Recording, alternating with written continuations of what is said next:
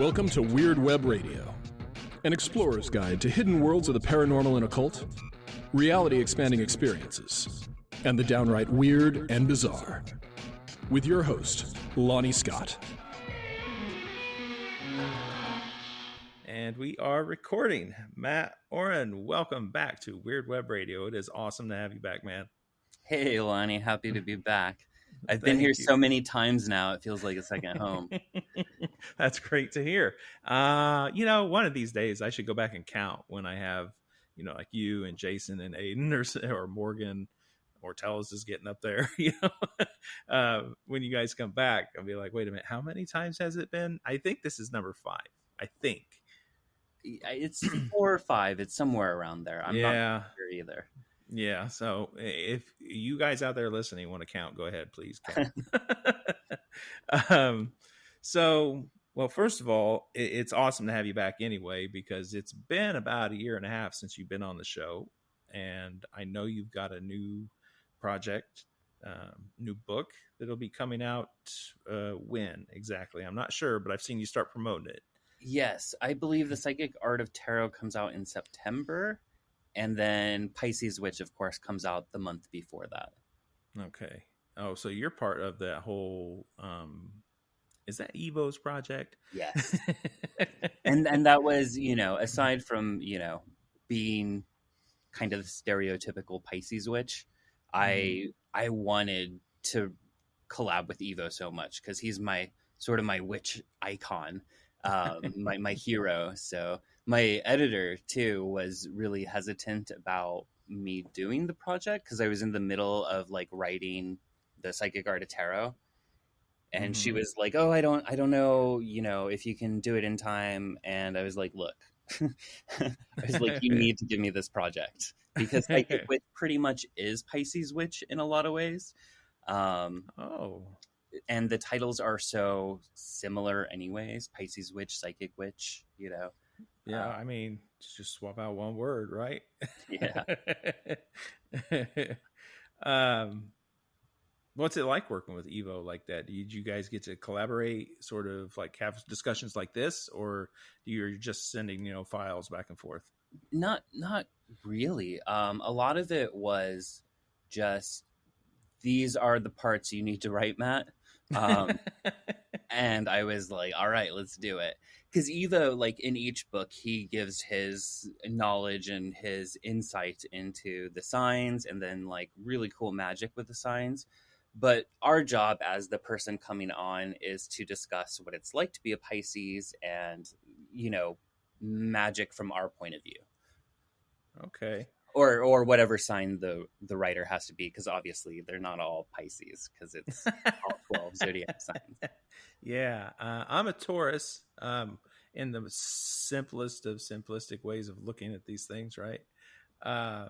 So who was it with Ivo on that one?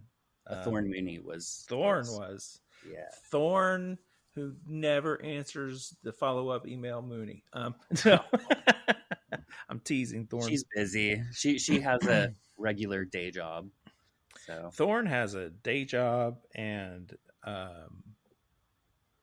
an awesome YouTube channel, and is actually in grad school doing something that I think will end up benefiting the future of what is now paganism in ways we can't foresee yet. Now, Thorn is a great one, and I'm glad that we have her in our sphere. I agree. I like Thorn a lot. I like Thorn a lot too. So, Psychic Art of Tarot. First thing I noticed when reading this book, I got to read it, is this is not a book about the cards. Right. I loved that from cover to cover. Yes. Yeah, I actually wrote 2 versions of this book. So the first version of it, I went through all the 101 stuff that you would expect in every tarot book. Because I'm sort of at this point, just assume that they want you to start with beginner information in the book and then build from there. And my editor got the manuscript and was like, you know what, Matt, like, I don't think you need to go over what every card means or how to do a simple reading. Just assume that your reader knows it. And I was like, hell yeah, because that freed up so much word count. So I was like, I'm going to go full psychic on this. So although it sucked because I had so much more writing, rewriting it again, I'm glad because now it's the book that I really wanted to write, and I don't have to go over like, the magician is manifestation, right? Action.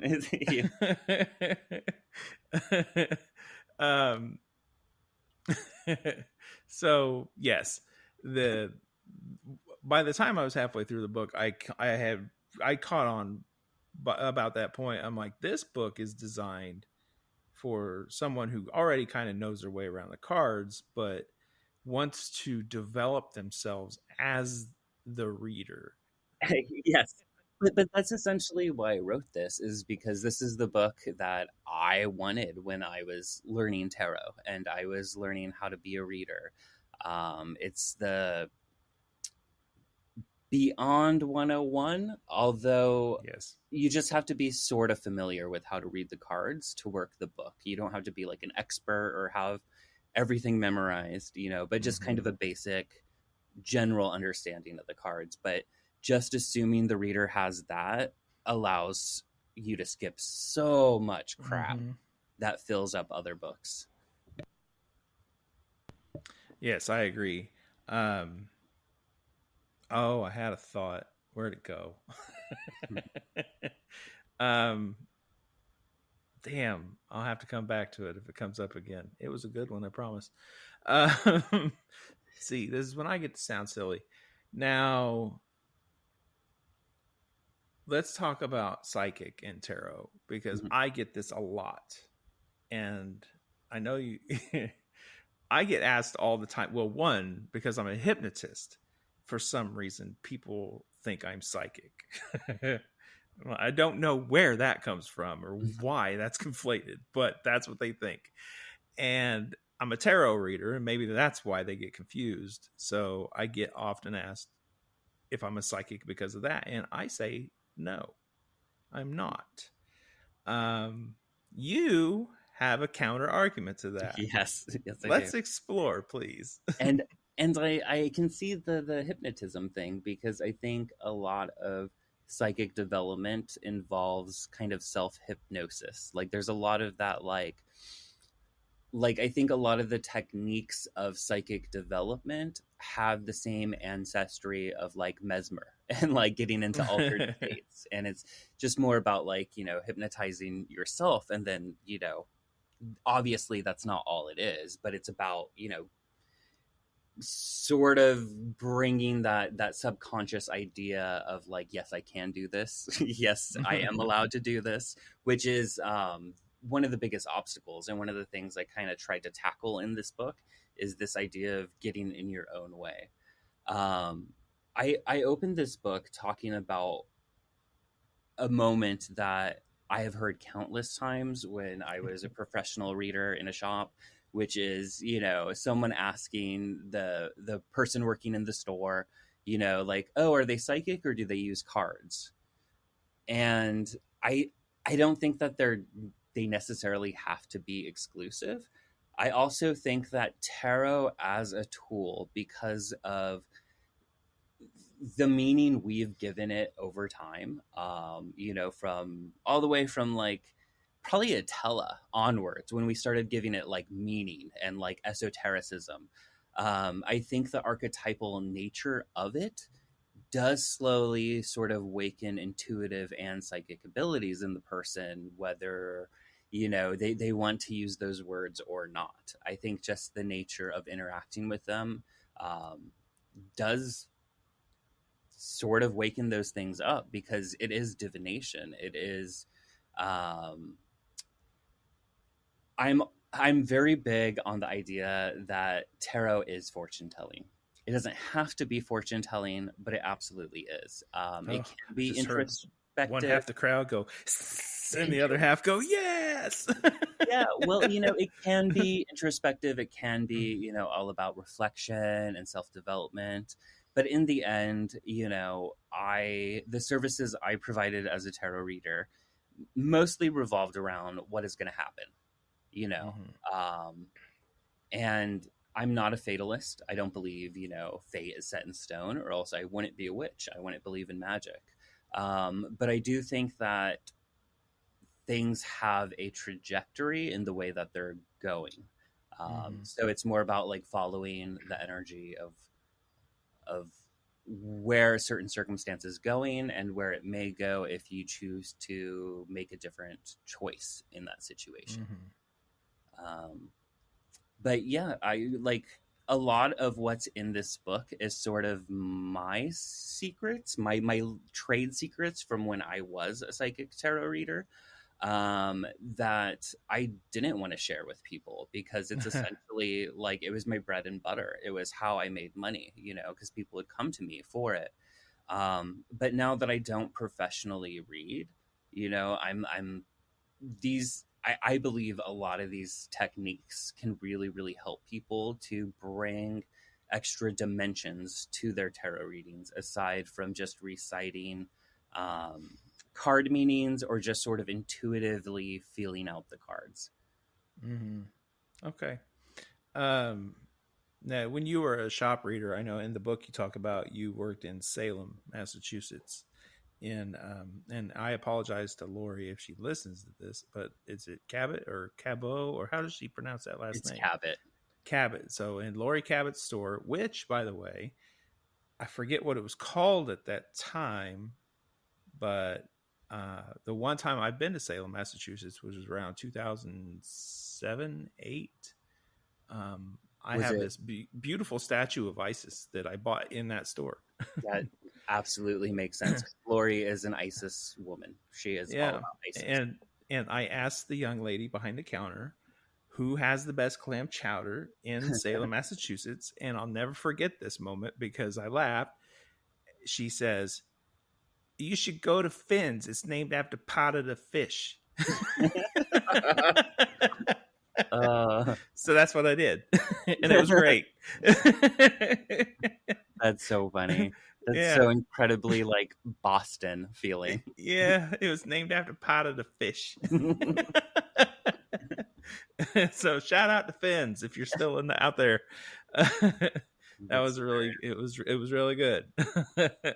So no, what was it like reading in that store? Because I'm sure, having only visited Salem once, that store probably has its own gravitational pull. yeah. So particularly because I had my own private practice and I did read at other shops, but Enchanted was my main shop, and the majority of my work was during October season. And Salem in October is just wild as it is because you get all the witchy people flocking there, because it's Salem in October, but then you get all the tourists coming because it's Salem in October. So you get like this really interesting diverse mix of people, which I feel is part of what strengthened me as a psychic and a tarot reader, because there was just such a sampling of different types of people, from all around the world, and also different levels of believing or not believing in the tarot. um, but during October it's like nonstop. It's the first year I was doing tarot readings. Someone came in, and I guess they'd been waiting for a long time, like an hour or two, to get a reading. And they were like, "Man, it's like a psychic sweatshop in here." And I just started laughing my ass off because that's exactly how it feels in October. It's just like like nonstop. But a lot of that is essentially like what I feel has made me such a strong psychic and such a strong tarot reader, because essentially it was like being thrown in the ocean and being told, like, learn to swim. Yeah. Yeah. um what's your I'm just trying to think of the different ways I want to get into this. your favorite tarot deck, I guess? You have a main reading deck that you work with? Do you have some, like I have a few that I keep in rotation. I look over there because that's where they are. Um, and I just kind of feel them for their mood before I do readings. Yeah, I have a couple main staples. You know, I do like to try to play with new decks every now and then. Mm-hmm. But of course, Rider-Waite-Smith. I particularly this Centennial edition that's all like kind of muted sepia colors. I love that I deck. like that. I like that version a lot. I was really big into the Shadowscapes tarot for a long time, which is by Stephanie Pumanlaw.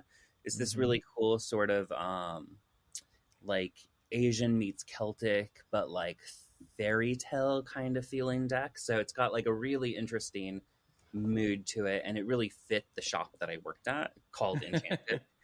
I'm a huge fan of Arthur Wang's work.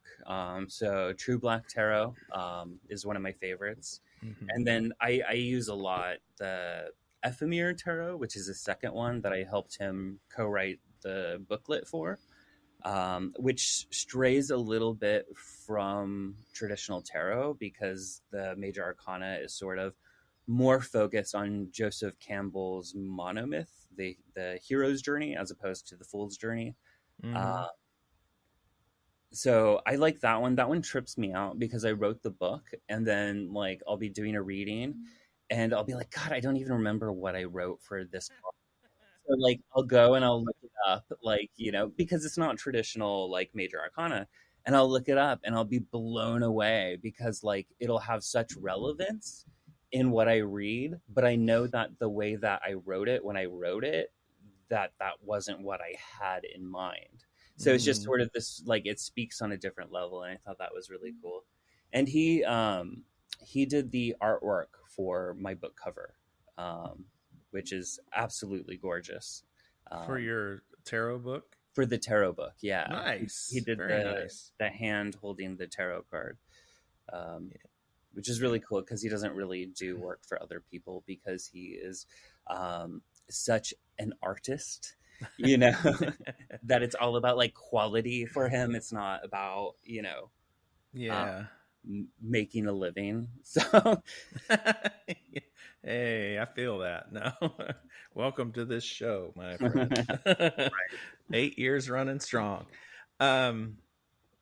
That's really cool. I did not know he made the artwork for that. I remember when True Black was coming out, the thing that attracted me to those cards, the thing that still gets me to bring them out, I show those to people when they visit.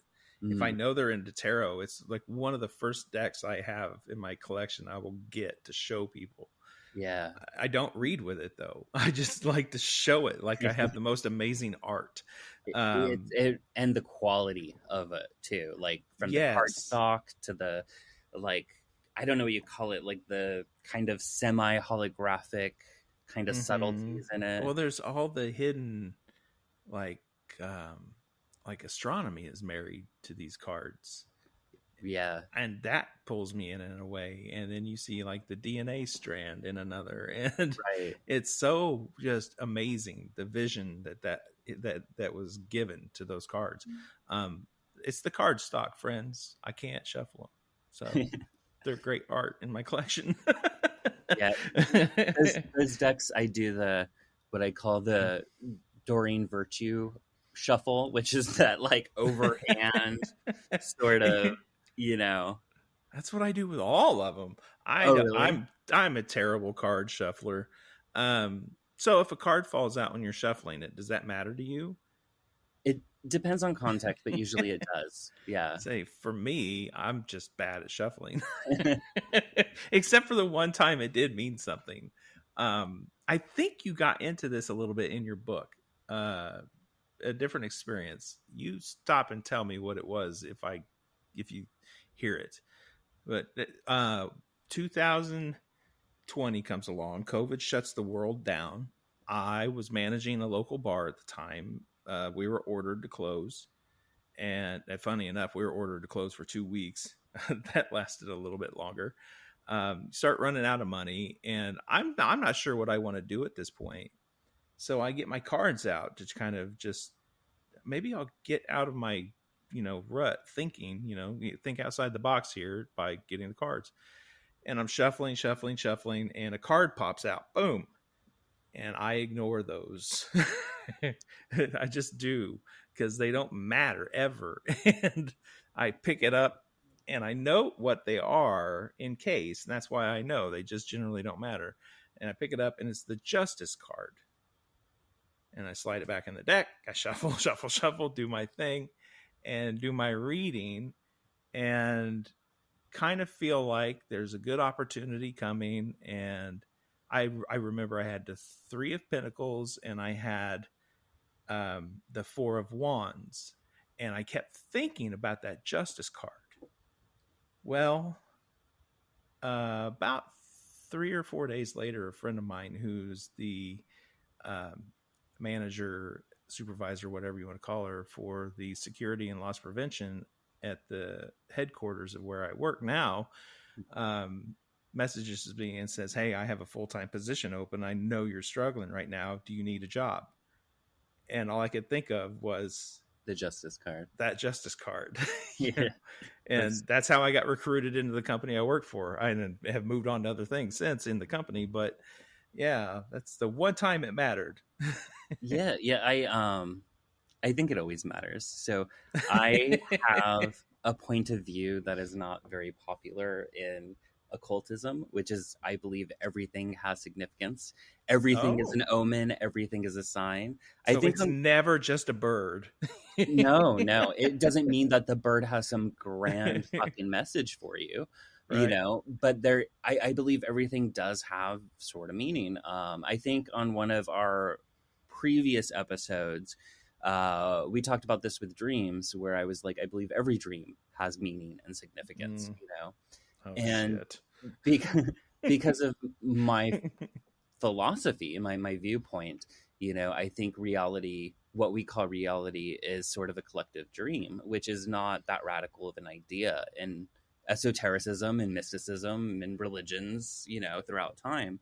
So just like that, I believe everything does have some sort of meaning and significance. And I think that's where synchronicity comes in. When you start really observing those patterns, it's almost sort of like lucid dreaming. Like you start to become sort of lucid in the dream, but it's while being awake. So I think that the universe, or, what we call reality, is always conveying messages to us that seem random or may not have significance.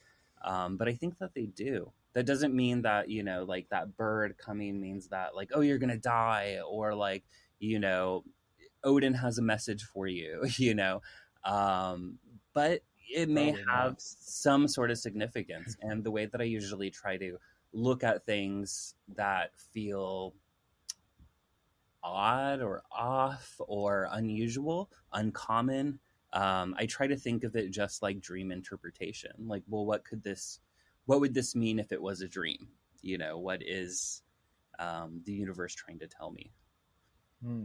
So yeah, not a popular opinion, but that's kind of... no, it's one of those things that I like to think about, because I am very much on a pendulum here.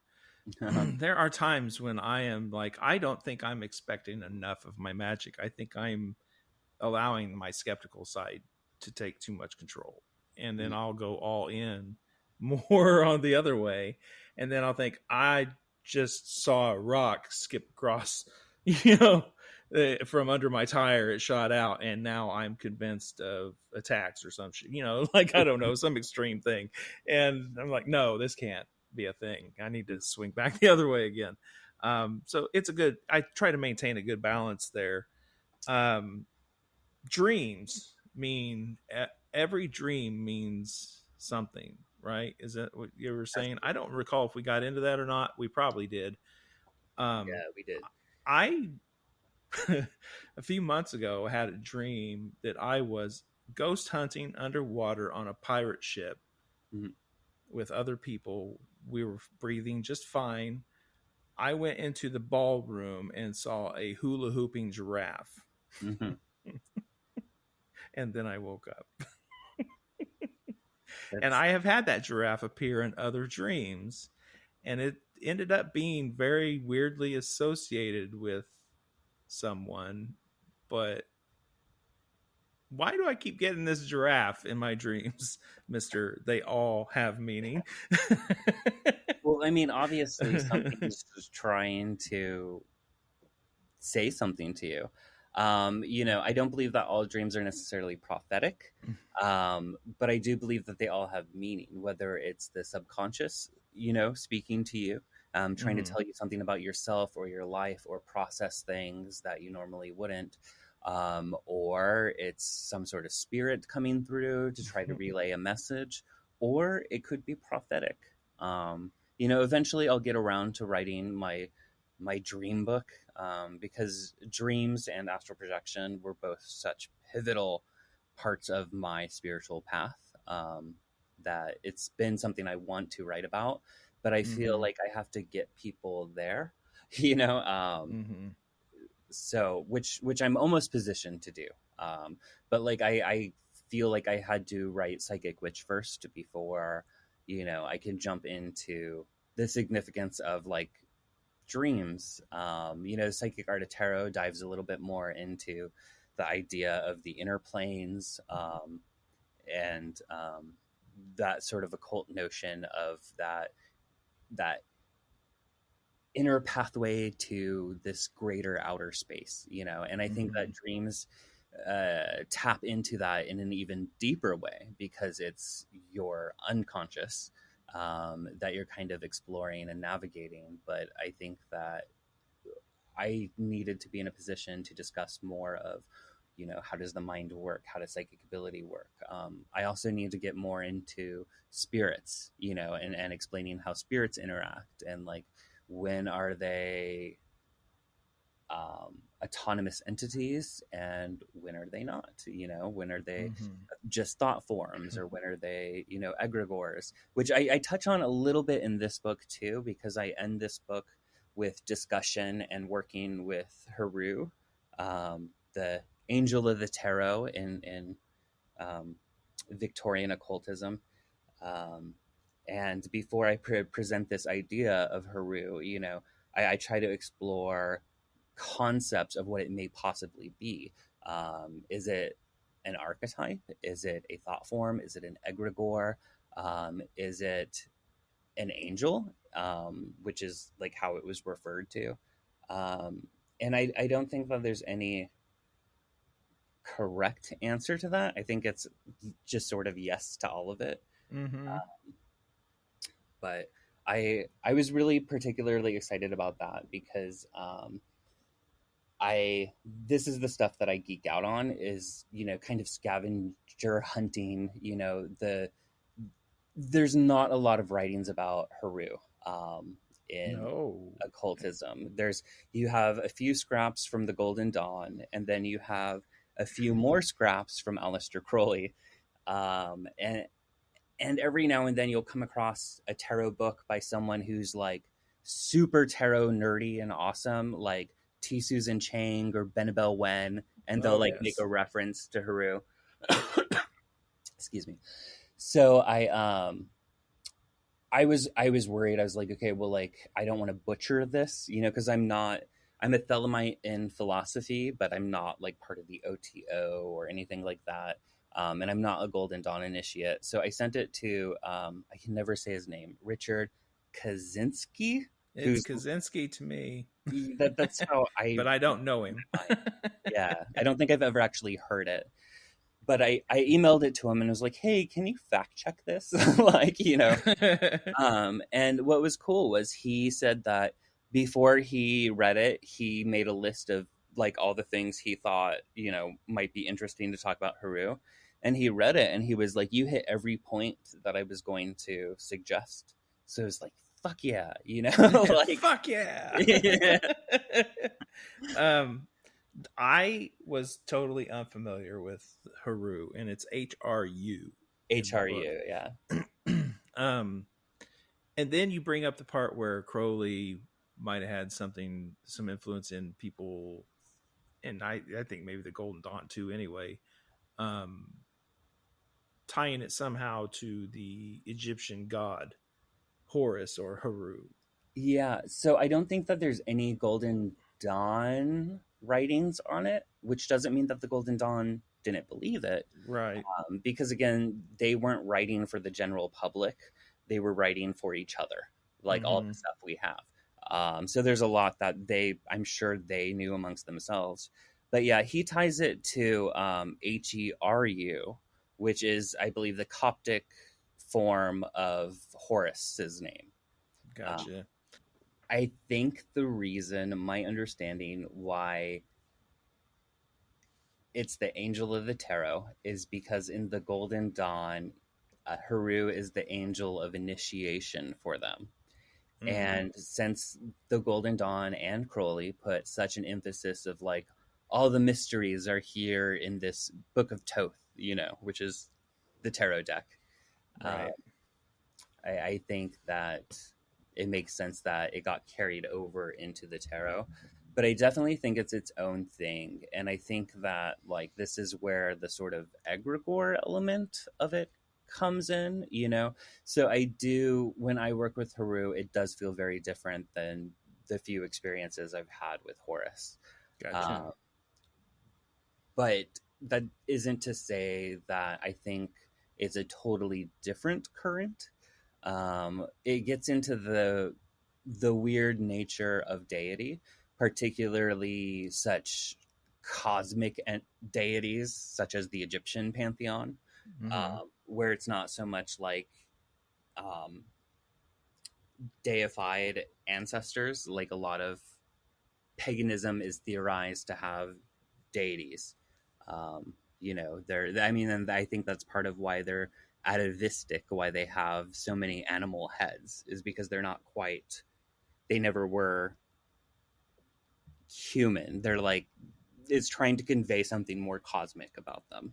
Mm-hmm. And for the record, we are not saying tarot comes from ancient Egypt. No, absolutely not.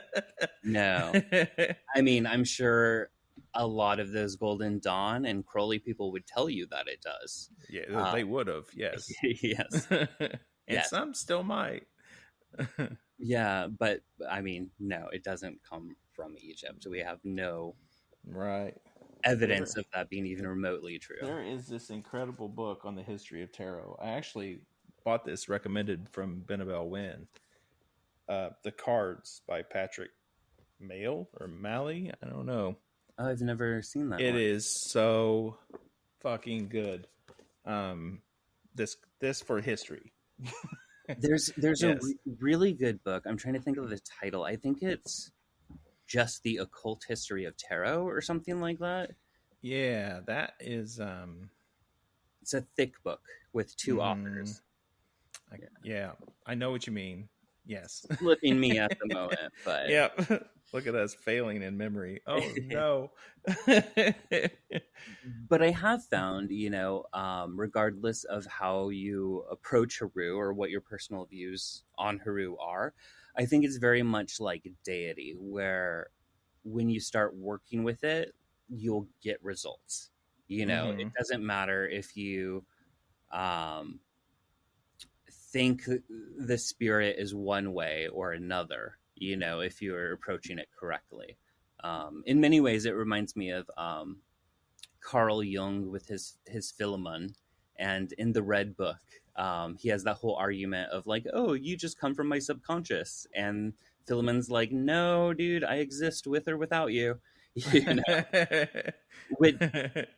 Which like, I think marked a point in Carl Jung's writing that a lot of people try to ignore, which is when he pivots from that they're purely mental creations, like the idea of archetypes, to archetypes having their own autonomy and existing with or without people.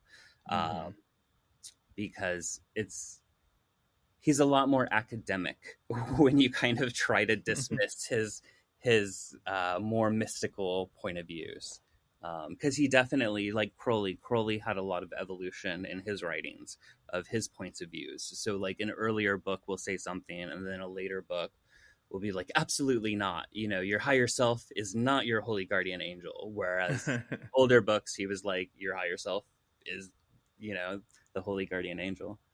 But I don't know where I'm going on this tangent, but I don't know. We just run with it and see where it lands.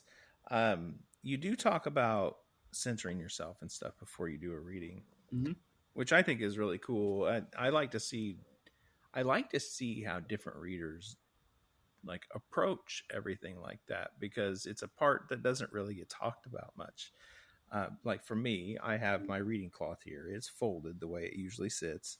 Mm-hmm. And when I start a reading, I hold it here and I say, you know, I stand at the crossroads and I am that. Mm-hmm. And then I unfold the cloth in a specific way. And then I have something specific I do after that, more visualization than anything. And right. then I'm ready to read for whether it's one reading or a party of readings or whatever. And I don't come out of that particular zone until I'm folding this back up. Yes. And then there's a process for that. Yeah. And that's part of, you know, that's totally a thing. Like one of the things I've been talking to other magical authors that I really respect is, you know, my job as a writer is I just do these things and then I have to figure out like, well, how do I explain and teach it to someone else and make it work for them? You know, like, because what you're doing is totally tapping into those things too, of like that centering, that taking a moment to go inwards, kind of touch the inner planes, bring them out, kind of alter your state of consciousness a little bit, you know, get into a frame of mind where, you know, you're outside of the mundane. Like, you know, your whole ritual, as you were explaining it, is you're essentially telling yourself and the cards in the universe or whatever label you want to put on it that like you're doing something special. Like this isn't, you know, ordering pizza. No, I am creating liminal space. Yes. Yep. Yeah. And I think it's really, really important. And it's one of those, like I said, it's one of those steps that if I can get to if I'm going to like a conference or an event or something where I know readers are going to be set up, it's so much cooler to me if I can see a reader getting set up. Because I'm just curious to see, side-eye them and see how they go about that process of putting out their things to see if there's something I can tell they're doing. Yeah. And I gave away a lot of mine because when I started professionally reading and like with the intensity of it, those sort of techniques sort of grew over time, like the stuff that I would do to like make the energetic space mine, you know, which is one of the techniques that I share, which is more than just creating a sacred space. Is essentially imprinting my energy so that domain is mine, so that you know, because reading for the public can be very, very tricky, and you never know who's going to walk through the door and sit in front of you, or how dangerous they are, or like, you know, unstable they may be emotionally at that moment. So just having that sort of command of the room. I also do this when I do workshops or talks. I do the same thing, which is essentially like just saying like I have control of the space, which prevents, you know, like having that client where they aren't even listening, they just want to talk the whole time, which is fine, you know. But like if you're sitting here having me tell you, like if I'm going to be using my psychic faculties and putting in the actual energy work to read psychically, you're going to miss out a lot if you were talking the whole time. So while I'm okay with like a conversation, like I've had, and I think every tarot reader has experienced this on some level, where you're giving a reading and then the client tries reading the cards for you and telling you what the cards mean, which is like the bizarrest thing on earth. When I go and I get a tarot reading, I pretend I know nothing about the cards. I dismiss my own interpretations of, you know, what the card may mean, or, you know, traditional meanings. And I just want to hear what the reader has to say, what the reader is getting, because that's the insight I'm usually paying for, because usually I'm paying for readings. So like that's how I met Rachel True, who did an awesome forward to this book, which was a huge honor. Was I went and I got a tarot reading from her when she was reading in Salem for like a week or two, you know, and I just went in and I just pretended I didn't know anything about the tarot at all, you know. I wasn't like lying, like, oh, I know nothing about the tarot, you know, but it's just sort of like how a card is interpreted. Even if I don't agree or those aren't my personal associations, she is doing the divination or whoever the reader is. So their connection with the cards is where the information is coming from, as opposed to just purely traditional or corresponding meanings to the cards, because I think that there's a lot more intuitive insight that can come forward in a reading if you just sort of allow them to do their thing. I don't know if that makes sense. That makes sense. Yeah, it makes really good sense. Yeah, I'm not so good at that all the time. are you one of those? You're one of those problem clients. No, I don't say it. I don't say Okay. anything. I don't. If I'm paying somebody for a reading, which I very rarely do, when I do, it's because I feel stuck or I feel like I'll have too much bias or something. Right. Something has just got me that mixed up that I want someone else to do it. Otherwise, I'd read for myself, and most people with a lot of experience probably do. Yeah. But I think I can't help it when I see the cards laid out. My mind automatically goes where they will take me, but I will keep my mouth shut because I want to hear what they're saying. Right. Now, well, that's the key, is you want to hear what they're saying. Yes. Now, if I'm working with a student, because I teach intuitive workshops,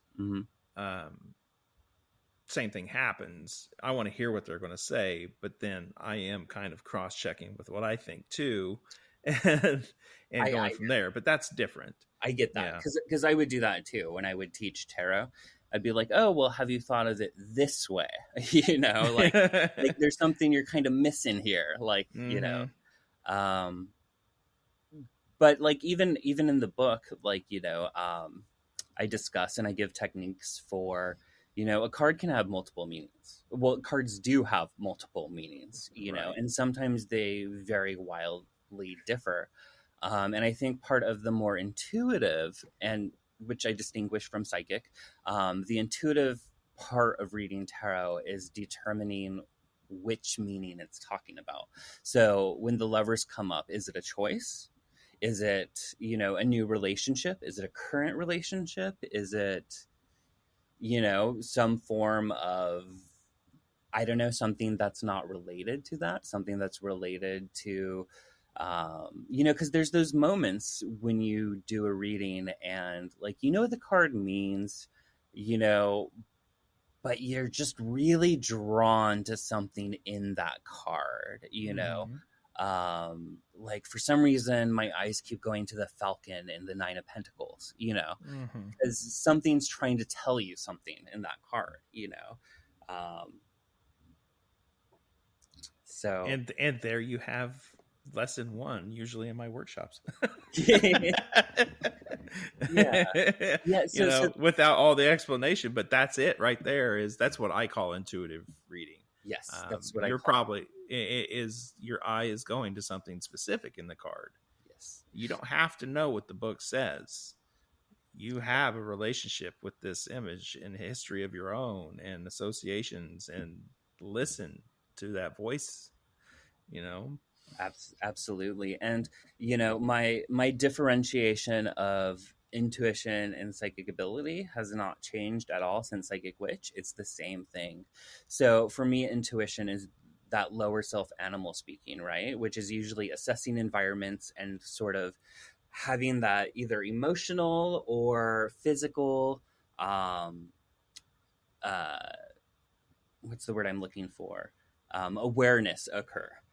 Trying to tell you something, except when it's a tarot reading, your environment's different. Your environment is the environment inside the card images as well as the person themselves. Whereas I see the psychic aspect of card readings is more of that, those clairs that start coming through during the reading that have usually nothing to do with the cards themselves, but are triggered by the cards somehow. As well as mediumship. Mediumship and spirit work is something that I was really big with in my personal tarot readings when I was professionally reading. And one of the things I talk about in the book that I found really, really interesting was because I never offered mediumship readings. I would only do it if the spirit came through on their own. Because then I'm like, okay, well, this is something that wants to speak, because you can't always guarantee that you're going to connect with whoever they want you to connect with, you know. So I never offered that as a base service. The service is tarot, so you'll absolutely get a tarot reading no matter what. But one of the things that I discuss in the book, which was based on a consistent observation, is when someone's deceased comes forward, something about their life and their experience is reflected in the cards with what the client is going through. So, you know, if your granny was, you know, a very opinionated person who made very clear choices and didn't, like, you know, hesitate, and that comes through. It's interesting because usually that's what the reading for the person has to be about, either a quality from that dead person that they need to know and incorporate into their life, or the exact opposite of, you know, it being sort of a warning of, like, well, you know, your uncle was kind of a dick, you know, and he made these bad choices that are related exactly to what the cards are. But, like, those are things that absolutely I feel have nothing to do. Well, I shouldn't say nothing, that are not intuitively based, because I don't think intuition and psychic ability are necessarily as clear cut as I make them for the purposes of teaching and developing them, because when they're in action, they blend together. And for sure. They bleed together. So I teach in my workshops all the time. You could be looking at the cards, whether you were looking at 1, 3, 9, all the 78, whatever spread or format you want to use. And you're going to hear something in your head, or you're going to get a vision, or you're going to have a sudden feeling, and go ahead and say that out loud. Yes. You know? Yes.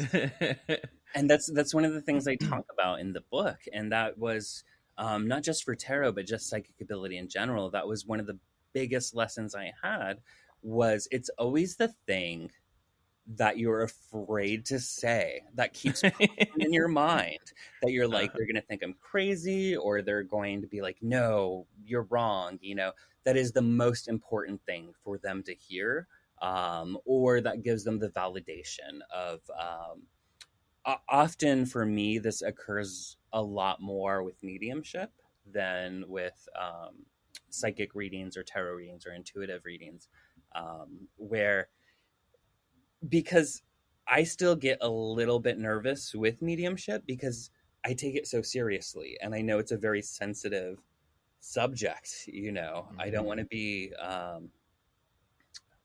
need to avoid using names. I don't want to be like some people that, you know, it seems like they're fishing for information and they're sort of exploiting the person's loss. Right. I'm getting a J. Is there a J? A K? No. Yeah, that. You don't want to be that. Yes. You know, but it's always that, like, weird random thing that just won't go away in your head. That is the thing that they need to hear. My friend Danielle, who I write about in the book, is probably the most talented medium I've ever met, like mind-blowing. And I've met some of the bigger names and seen them in action. And she did a gallery reading, which for anyone listening that doesn't know what that is, that's a lot more like what you see on TV, where there's a room of people and the medium just sort of reads whatever starts coming through.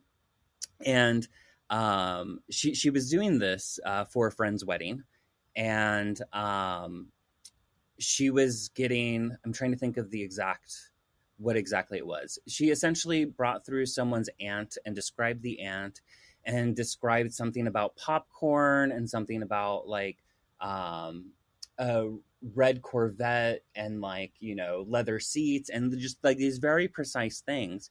And no one claimed the spirit. And so she just moved on. And I remember I was outside after the wedding, and I overheard this woman being like, "Oh, that was totally my aunt," you know, and then started like laying out the details.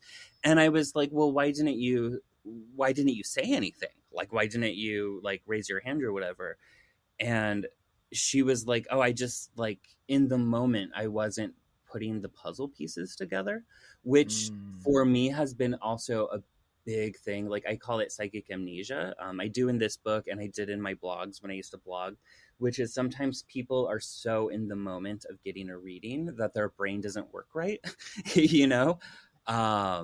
Like I full on have given names of people and like description, like, you know, Ken, he's either like a cousin or a stepbrother. Like it's not a biological brother, but it's somehow on that level of relationship, of familiarity. And the person being like, no. And then at the end of the reading, you know, I'm like, okay, well, you know, like, even if it doesn't make sense, you know, just kind of put it in your pocket because maybe it will later. And she's like, yeah, the only Ken I can think of is my second cousin Ken, and then starts literally repeating everything I told them during the reading. You know, so, and it's not their fault. I just think there's something about getting a reading where it doesn't always click at the moment, everything that the psychic or the medium is saying. Yeah, and that happens with tarot a lot too. Yes. With mediums, I'm sad to say I've only ever encountered and tried the mediums, and I've largely given up. I'm getting a J, K, feeling you out, waiting for a facial reaction, you know, kind of thing. And I would love to meet this friend of yours and have a sit down. That would be awesome. Yeah, she wrote a book too for Llewellyn. She wrote Magical Mediumship is the name of her book. And Marcus, if you're listening. Yeah, the letter thing is actually really interesting because I used to make fun of that. I used to make fun of like, you know, it's like a K, like a Ken or a, but a lot of times I find that that's actually how it comes through is you sort of have an approximation of what the name feels like in your brain. It's a lot rarer for the name to be precise, which sometimes it is. But also it tends not to be so wildly like, you know, like Ken, oh no, it's Sarah, you know, like that's what I meant, you know. And I think it's a lot more legitimate when it's not a full room of people, where the possibility is higher that you're just going to sort of stumble upon the name. Gotcha. But yeah, because I totally used to make fun of that. But a lot of, especially like when I first started doing mediumship, a lot of it felt like that.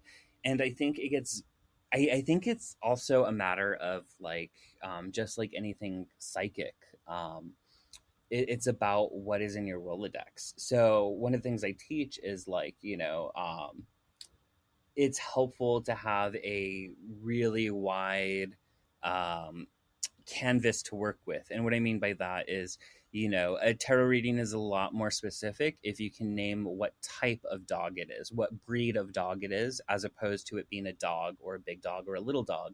And for that, you need to actually go and learn what the breeds of the dogs are so that it's in your head, you know, and I think, I don't know.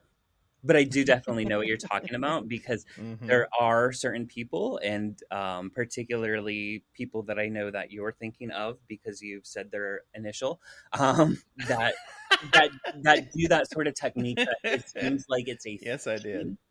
a fishing sort of cold reading type thing. Yeah.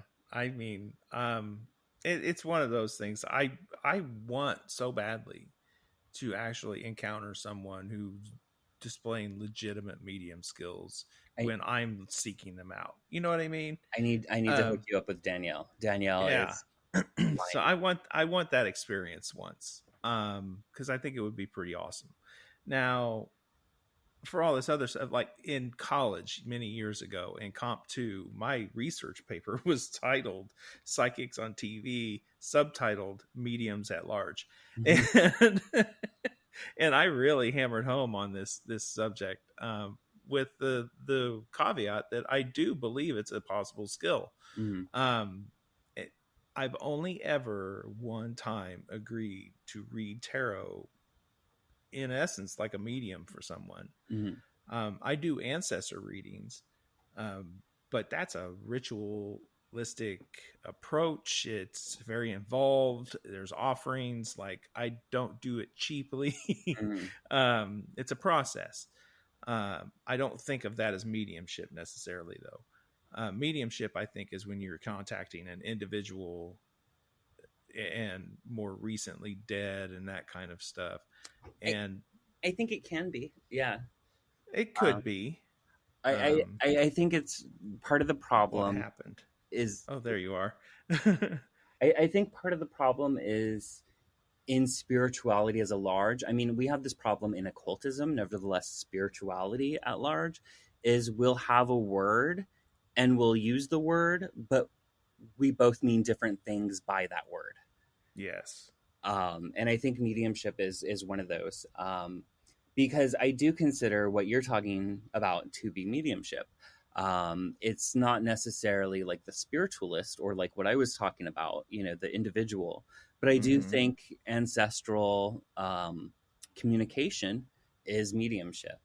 Because I mean, essentially, a mediumship is being the medium. It's being the intermediary to relay messages from a non-physical person. And Gotcha. that's why I think you would really dig Danielle's work too, because she is a witch, and she is trained in spiritualism, and she works heavily with ancestral veneration and deities, and her personal practice is very heavily focused on working with like deities of the dead and things of that nature to just kind of strengthen what she does. She's Well, awesome. Danielle, you've somehow escaped my radar. I'm sorry. I shall remedy that soon. I promise.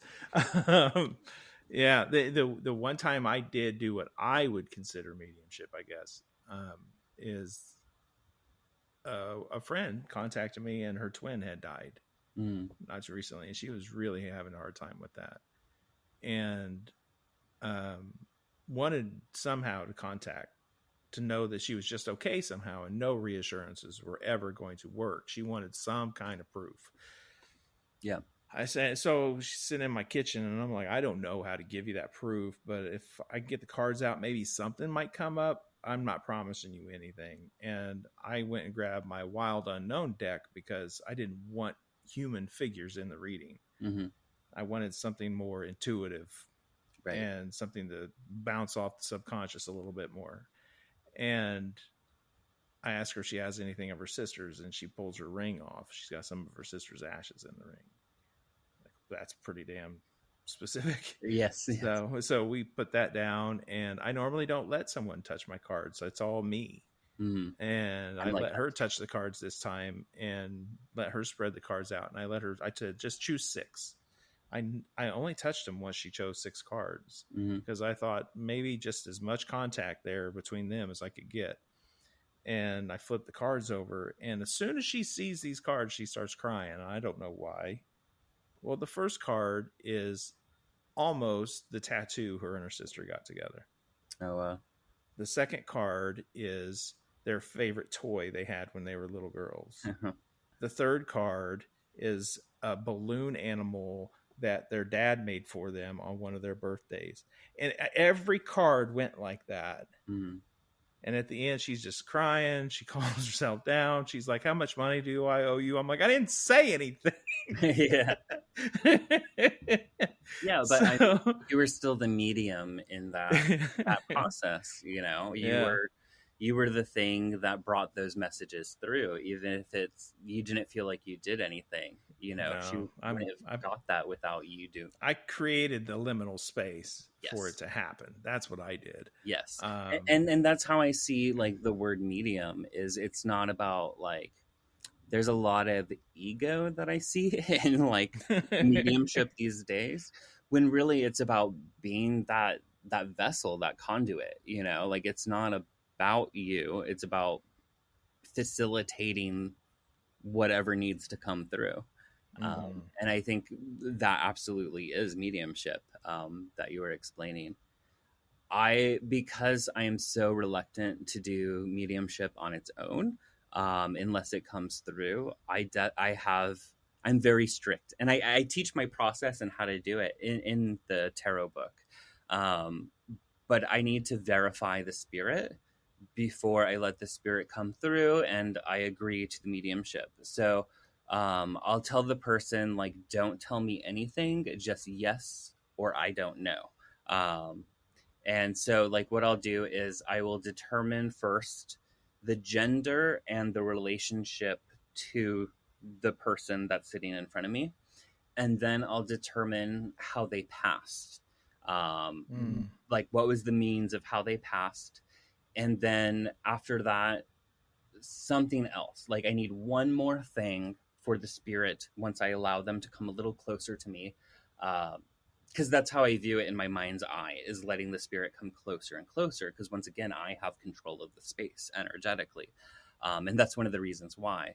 And then once the person has verified like all those things are true, then I'm like, okay, now we can have more of a conversation with what I'm receiving, you know.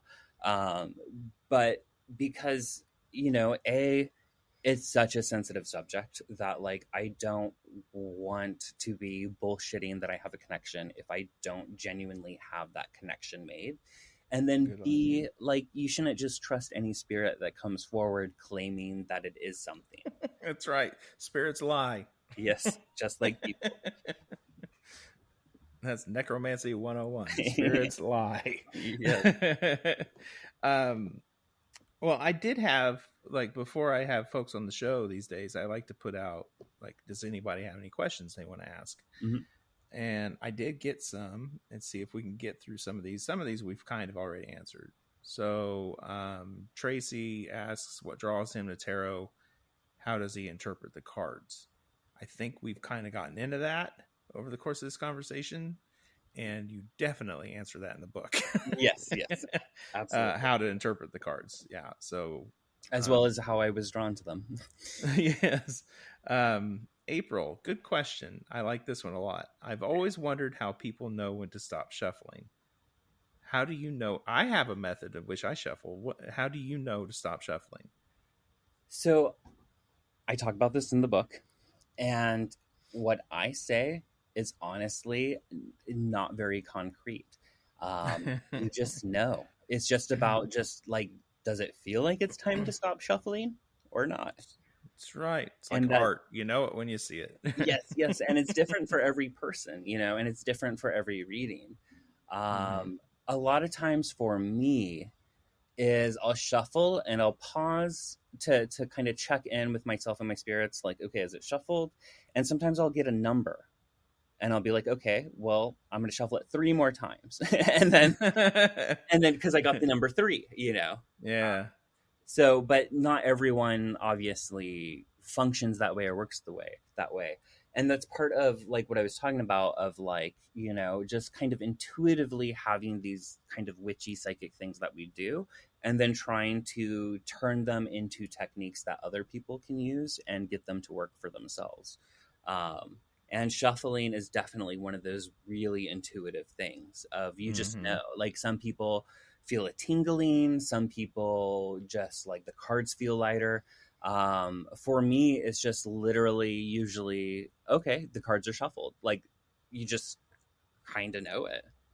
Yeah. Let's say for me, I shuffle them 9 times because 9 is a sacred number in Nordic mythology. Mm, And then I split the deck 3 times to represent the 3 main Norns. right. Yurth, Verthandi, and Skjold. And then I pulled the middle pile out, representing Verthandi, which is the present, the becoming moments, basically to talk to you about what you need to know now. And that's my process. I love that. And that is perfect, because I think, when you can set up a system like that and work with it consistently, it'll be consistent for you. Because I think a lot of it is about just kind of establishing that communication with, your higher self, your spirits, your intuition, whatever you want to call it, of like, this is what we're doing. This is how it's going to work. So do your thing when I do the thing. Yeah, you're creating kind of your own story world, and shuffling is the beginning of the story in many ways. It's just like we were talking about the centering process. This is next.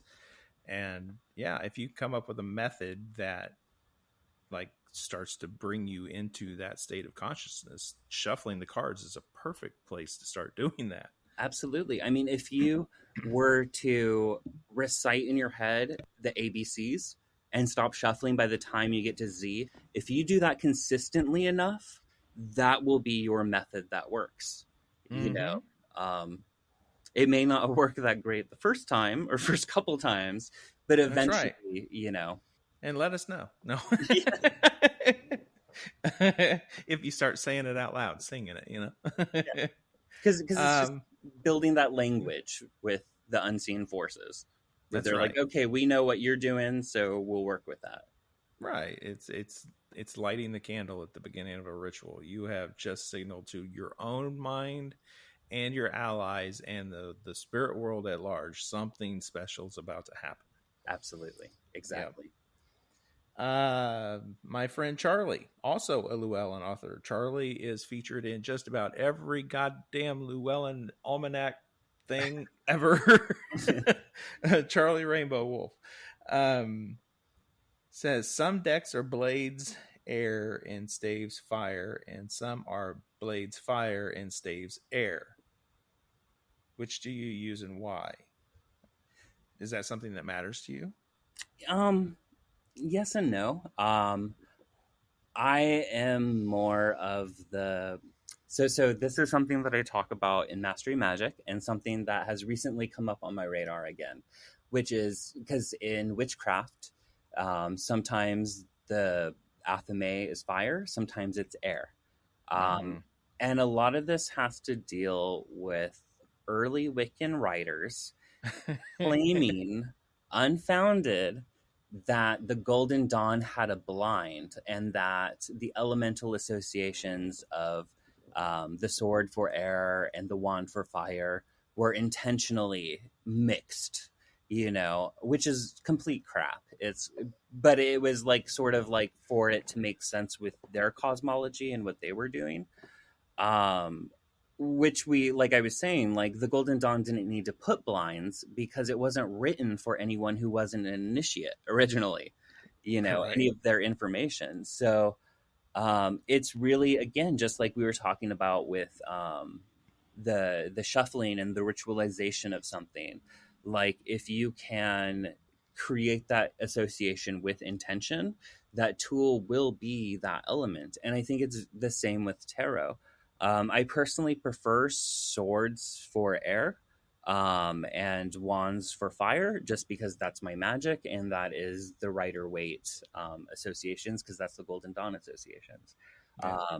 But I mean, you can read with, and there's lots of decks where it's not even those tools for the suits. It'll be something like feathers and, balloons filled with glitter is a suit, Right. Yep, you are right. Amy, this question could be an entire episode of its own. Where did tarot originate and what are its roots? Oh my God. Amy, we mentioned a couple books earlier. The Cards, The Evolution and Power of Tarot by Patrick Maille. It's Maille. Highly recommend it. Covers exactly that subject. So I'll give a quick rundown. So the tarot originates in Atlantis, and when Atlantis was falling, mystics went and brought it to Egypt. He's just being an asshole now. Folks. I'm kidding. But like these are literally when you research occult history, these are the stories they passed on to try to give the cards more significance than they have, right. Which is a trap we're still stuck in, I think, as occultists and pagans, is this idea of if something's older, it's more legitimate, you know? Yeah. I used to be a teenage occultist who thought out loud once, we should study Egyptian stuff because they were old and that's more power. Yeah. Yes, Amy, it's a great question, and it is a fascinating story, but it's a very deep and complicated one. Essentially, they started as a card game in Europe and became divination tools at some point, and then a very clever man got a hold of them and sold them as more than that, and so on and so on and so on. Yeah. Yes, please go read the history of it. It's fucking excellent. And maybe one day Matt will bring you back on and maybe get Benabel in here too and have like a round table discussion about that very topic. That could be fun. Yeah. But not today. I'd be down, but that is like thick books worth of information. Yes, that's big. Because I mean, you can even go as far back as China to the history of playing cards and suits, and you know. Yes. So, happy hunting. Our mutual friend Irene Glass. Oh, okay. Says, given the opportunity and technology, what card would he go back in time and add?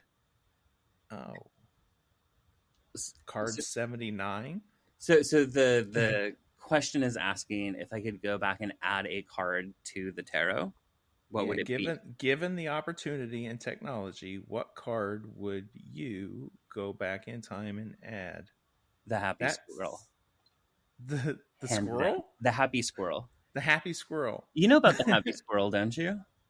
Well, heathen squirrel. Okay. Talks a lot of shit, right? I don't know what you're getting at. So I actually referenced that. I wrote a blog a long time ago on the happy squirrel card. So the happy squirrel card is an additional card that you'll find in a lot of tarot decks that started as a joke based on an episode of The Simpsons. I don't have one. Yeah. So in The Simpsons, they're at a fair and Lisa comes into a fortune teller and gets a tarot reading. And the tarot reader like puts down death and Lisa's like, oh!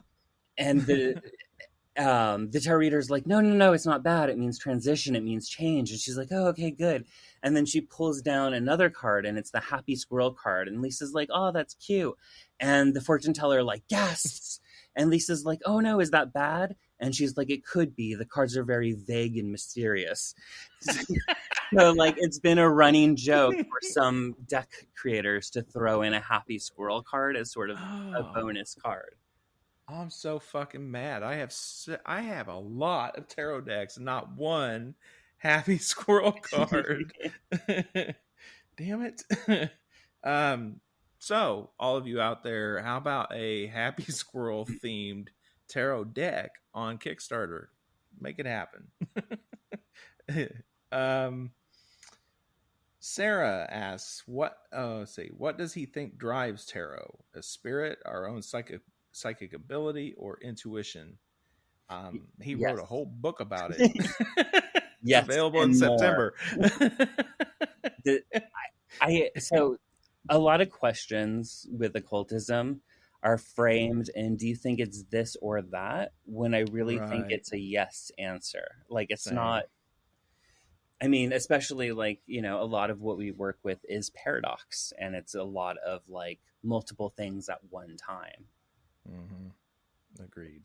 So yeah, the answer, Sarah, really is yes. Yes. Last one, Chris says a lot more. Does Matt ever doubt the tarot being a reliable form of divination? In other words, does he ever doubt his belief in the cards actually being a bridge to spiritual connection? It goes on to say, I'm a competent reader myself, but my belief in it comes and goes. And that, I mean, I'll say before you answer, that's, I think, perfectly human to have some doubt here and there. I think it's perfectly human, but I don't. Yeah. Because a lot of my work around psychic ability and around magic, a lot of it has to deal with how I view the thing, and a lot of it has to deal with my subconscious association with it. And I think that doubt is one of those things of where we get in our own way and we start to block the process. And while I'm not big on blind faith, I think experimenting with the idea of self-hypnotism, like I was saying, like affirmations even, is a form of long-term self-hypnotism, in my point of view, of learning to get out of your own way. And then I find through experience, through time, with both magic and psychic divinatory things, that you start to see that this is real, this is actually a thing that happens. And for me, I don't have a lot of doubt with a lot of stuff, but I think it's okay if people do. I think they should experiment with not having doubt, though. And I think this goes into what we were talking about before we started recording for this show, of that immersion, you know, that immersion of, like, you know, just like you would for magic, you should with tarot or psychic development, of, you know, being in that character of this is I'm all in to this being correct, and this being accurate, and this being a form of pure divination, because I think that's when we get the biggest results. And it's okay afterwards to have skepticism about it or to question it, you know, but I think during the process, it's all about getting out of your own way. And that's why with Psychic Witch, the first exercise I give is a role-playing exercise of being an all-knowing psychic, you know, and having fun with it. And one of the things I encourage my students, and I encourage in the Psychic Art of Tarot, is this idea of not giving readings on very big, serious things when you're learning to do tarot. And when you're learning to read psychically, start with smaller things with people that you know, and, you know, have more fun with it before you start getting into the readings that people will base life decisions on, major life decisions on. Right. And I did want to point out to Morgan from my Patreon asked a very similar question. I think gets wrapped up in that as well, asking about what would you advise someone who's struggling. I think same answer applies here. Yeah. And you know, one of the things I went into this book was it's for the person who has read countless tarot books, understands what the cards are supposed to mean, like what the keywords are and the traditional meanings to it, but they lay out the cards in front of them and have no idea what it's trying to tell them about their situation. So there's a lot of exercises, you know, I start with like meditative, reflective, and then move into intuition, then psychic, then mediumship. But essentially it's about learning the language of tarot and learning to think like a tarot reader, learning to think in those symbols and think in that archetypal language that tarot speaks. Because when you can learn that language, the cards will speak to you. And they'll tell you exactly what they mean. Well, I've gotten to read a preview of the book, 5 stars, and I mean that sincerely. It is a much needed addition to the tarot library out there, and the exercises in it alone are worth every minute you'll spend reading it.